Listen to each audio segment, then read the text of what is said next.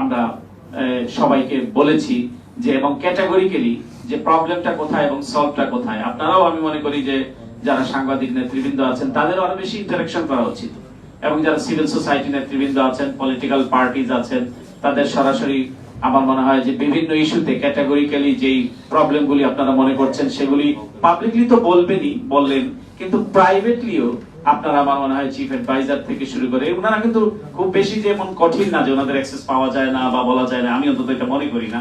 তো সেটা অ্যাক্সেস করা উচিত, আপনাদের তরফ থেকে সেটা বলা উচিত।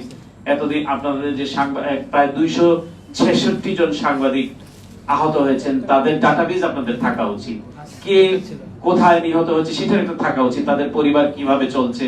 এটা প্রেস ক্লাবের তো এটাই কাজ, যে এই প্রেস ক্লাব হচ্ছে এটা তো একটা মানে সাংবাদিকদের স্বার্থ সংরক্ষণের একটি প্ল্যাটফর্ম, আমরা যদি বলি বিএফইউজে বলেন, ডিইউজে বলেন।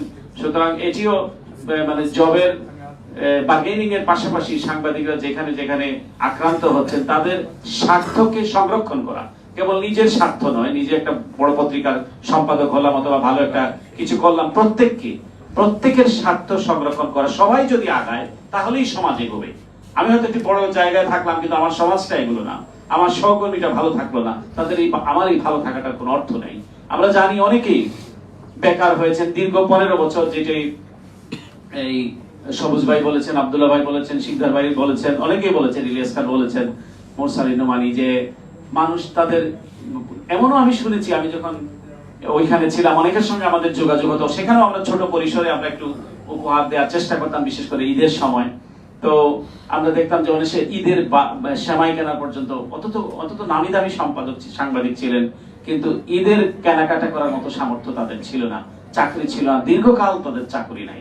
তো আমি মনে করি সবাইকে মিলে একটা যাদের মানে দীর্ঘদিন যাবত তাদের প্রফেশনে নাই, চাকরি নাই, সবার একটা তালিকা করে একটা যেখানে যেখানে এখনো সে যে দোসররা আছে, আমি কোনো প্রতিষ্ঠান বন্ধের পক্ষে নই, বাট ওই প্রতিষ্ঠানগুলোতে যাতে প্রফেশনাল সাংবাদিকদের যাতে জায়গা হয় এবং যারা দীর্ঘকাল চাকরি বঞ্চিত তারা যাতে ন্যায্য পাওনা পায় এবং তারা যাতে ওই দায়িত্ব নিতে পারে। এই জন্য আমি মনে করি যে তালিকা করে দরকার হলে সরকারের যে উপদেষ্টা আছে, তথ্য উপদেষ্টার মাধ্যমে অথবা যে মালিকানা আছে তাদের সরাসরি একটা তালিকাগুলো করে তাদেরকে দিতে হবে, এবং প্রত্যেককে এটা তাদের হক, ন্যায্য অধিকার, তারা তাদের চাকরি যাতে ফেরত পায়।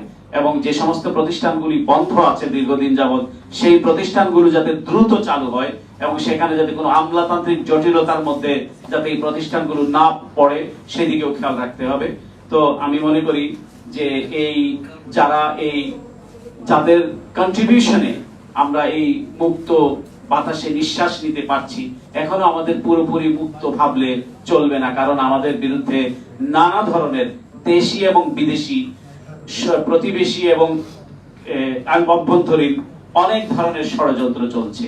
তো সুতরাং এই ষড়যন্ত্রগুলোকে শুধু ষড়যন্ত্র চলছে বললে হবে না, সেটাকে অ্যাড্রেস করতে হবে যে কোথায় কোথায় প্রবলেম, এবং অ্যাসার্ট করতে হবে। লিডারশিপের বৈশিষ্ট্য হচ্ছে যে সেটা হচ্ছে অ্যাসার্ট করা, আমাকে সেই লিডারশিপটা শো করা, যাতে আমার শত্রুরাও যাতে বুঝতে পারে যে না, তাকে সহজে গায়েল করা যাবে না। তো সুতরাং আমি মনে করি এইগুলো আমাদেরও আমরা যদি শুধু মনে করি যে সরকার সব কাজগুলি করবে, আমাদের প্রত্যেকেরই দায়িত্ব আছে। আর সাংবাদিক মাত্রই তো দায়িত্ব অনেক বেশি, আমাদের নিজেদেরকেও অনেক ক্ষেত্রে সামনে এগিয়ে আসতে হবে, দায়িত্ব নিতে হবে। আমি মনে করি না কোনো ভূমিকা রাখার ক্ষেত্রে, বিশেষ করে সমাজ বিনির্মাণের ক্ষেত্রে, সুস্থ স্বাভাবিক পরিবেশ তৈরি করার ক্ষেত্রে কোনো পদ পদবীর প্রয়োজন আছে বলে আমি মনে করি না। চাইলেই যদি আমার কমিটমেন্ট থাকে, ইন্টিগ্রিটি থাকে, তাহলে পরে, এবং আপনি চাইলে এমনিতেই সমাজে ইনফ্লুয়েন্স করতে পারবেন। আপনারা দেখবেন যে যারা টক শোতে কথা বলেন, যারা মানে ভালো অ্যাডভাইস দেন, তারা তো এক ধরনের ইনফ্লুয়েন্স তৈরি করেন। তো সুতরাং আমি মনে করি প্রত্যেকেরই এখানে দায়িত্ব আছে, এবং সরকারের দায়িত্ব অনেক বেশি, বিশেষ করে এই সরকারের, যেই সরকার একটি ছাত্র জনতার গণবিপ্লবের মধ্য দিয়ে, রক্তপাতের মধ্য দিয়ে একটি সরকার গঠিত হয়েছে, সেই সরকারের দায়িত্ব অবশ্যই বেশি, এবং এই বিষয়গুলোকে অ্যাড্রেস করতে হবে। এবং যারা নিহত হয়েছেন তাদের পরিবার, তারা খুবই মানে সহায়, কি বলে, সচ্ছল নয়, তাদের যাতে, কারণ তার ছেলেটি থাকলে তিনি হয়তো এই চিন্তাটি তাকে করতে হতো না, সে পুরো পরিবারেরই দায়িত্ব নিত।